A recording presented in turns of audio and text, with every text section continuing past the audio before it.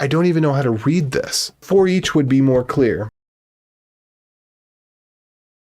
User is owner. I think that's what it's doing, because it's trying to say that you arrive at,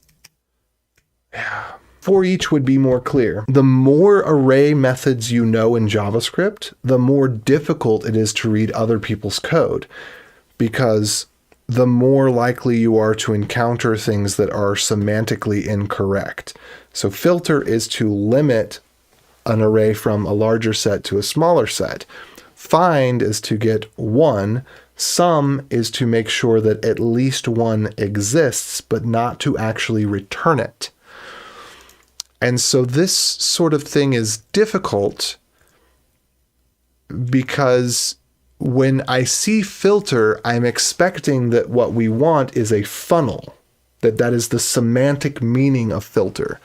So when filter is not being used to funnel, but it's being used for something else, it's actually more difficult for me to read it.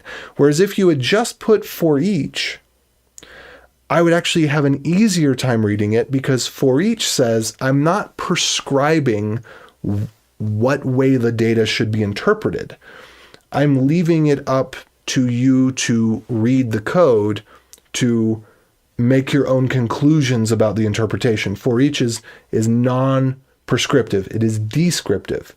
But filter and find and sum are prescriptive. And this is part of why I think that Go has made the right choice in only having a for loop and not having generics.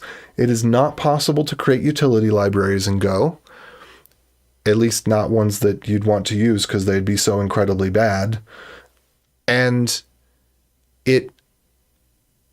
because it's not possible to create utility libraries, it's not possible to create prescriptive methods and then use them particularly poorly. The JavaScript array methods are so abused. It makes me want to go back to for each.